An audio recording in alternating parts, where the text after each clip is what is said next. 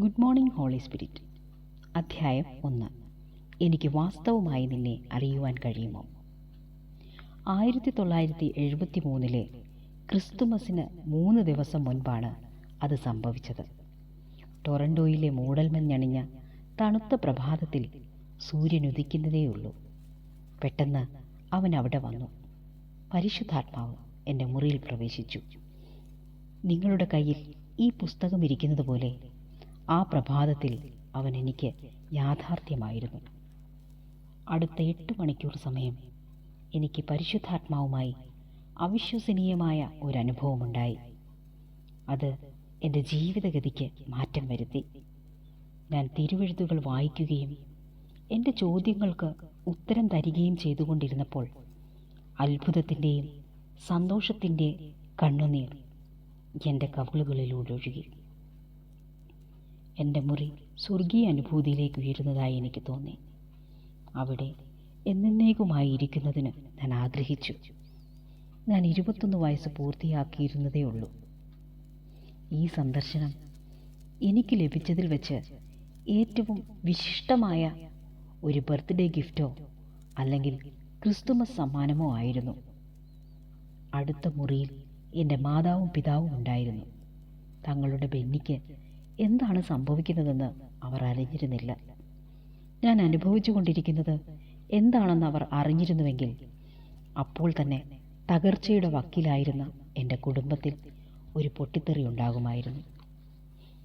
ഞാൻ യേശുവിനെ അറിഞ്ഞതു മുതൽ 2 വർഷത്തോളമായി ഞാനും എൻ്റെ മാതാപിതാക്കളും തമ്മിൽ ആശയവിനിമയം ഉണ്ടായിരുന്നില്ല. അത് ഭയങ്കരമായിരുന്നു. ഇസ്രയേലിൽ നിന്നുള്ള ഒരു കുടിയേറ്റ കുടുംബത്തിലെ പുത്രൻ എന്നുള്ളതിൽ പാരമ്പര്യം ലംഘിച്ചതിന് ഞാൻ കുടുംബത്തെ അപമാനിതരാക്കി. എൻ്റെ ജീവിതത്തിൽ മറ്റൊന്നും ഇത്രയധികം വിനാശകരമായിരുന്നിട്ടില്ല. എന്നാൽ എൻ്റെ മുറിക്കുള്ളിൽ വളരെ സന്തോഷമായിരുന്നു. അതെ, അത് വർണ്ണനാതീതമായിരുന്നു. അതെ, അത് മഹത്വപൂർണമായിരുന്നു.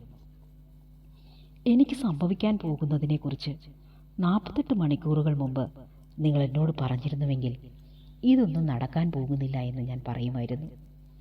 എന്നാൽ ആ നിമിഷം മുതൽ പരിശുദ്ധാത്മാവ് എൻ്റെ ജീവൻ മുഴുവൻ സജീവമായി. തൃത്വത്തിലെ മൂന്നാമനായിട്ടല്ല എനിക്ക് അനുഭവപ്പെട്ടത്. അവൻ യാഥാർത്ഥ്യമായിരുന്നു. അവന് ഒരാളത്വമുണ്ടായിരുന്നു. ഞാൻ അവനെക്കുറിച്ച് നിങ്ങളോട് പറയുവാൻ ആഗ്രഹിക്കുന്നു. എൻ്റെ സ്നേഹിത, സാധ്യമാണെന്ന് നിങ്ങൾ സ്വപ്നത്തിൽ പോലും സങ്കല്പിച്ചിട്ടുള്ളതിനും അപ്പുറമായി പരിശുദ്ധാത്മാവുമായി ഒരു വ്യക്തിപരമായ ബന്ധം ആരംഭിക്കുവാൻ നിങ്ങൾ ഒരുക്കമാണെങ്കിൽ തുടർന്ന് കേൾക്കുക. അല്ലാത്ത പക്ഷം ഈ ഓഡിയോ ബുക്ക് എന്നേക്കുമായി നിർത്തിവെക്കുവിൻ. അതിന് ഞാൻ നിങ്ങളോട് ശുപാർശ ചെയ്യുകയാണ്. അതെ, പുസ്തകമടയ്ക്കുക. എന്തെന്നാൽ ഞാൻ നിങ്ങളോട് പറയാൻ പോകുന്ന വസ്തുത നിങ്ങളുടെ ആത്മീയ ജീവിതത്തിന് രൂപാന്തരം വരുത്തും. നിങ്ങൾക്ക് അത് പെട്ടെന്ന് സംഭവിക്കും. ഇത് കേൾക്കുമ്പോഴായിരിക്കാം, അല്ലെങ്കിൽ പ്രാർത്ഥിക്കുമ്പോഴായിരിക്കാം, അല്ലെങ്കിൽ ജോലിയിലേക്ക് പോകുന്ന യാത്രയിലായിരിക്കാം പരിശുദ്ധാത്മാവ് നിങ്ങളുടെ ക്ഷണത്തിനോട് പ്രതികരിക്കുവാൻ പോകുന്നത്.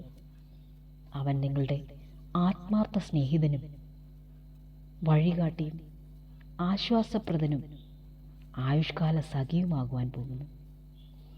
അവനും നിങ്ങളും കണ്ടുമുട്ടുമ്പോൾ നിങ്ങൾ പറയും, ബെന്നി, എൻ്റെ ജീവിതത്തിൽ പരിശുദ്ധാത്മാവ് പ്രവർത്തിക്കുന്നത് എങ്ങനെയെന്ന് ഞാൻ പറയട്ടെ എന്ന്.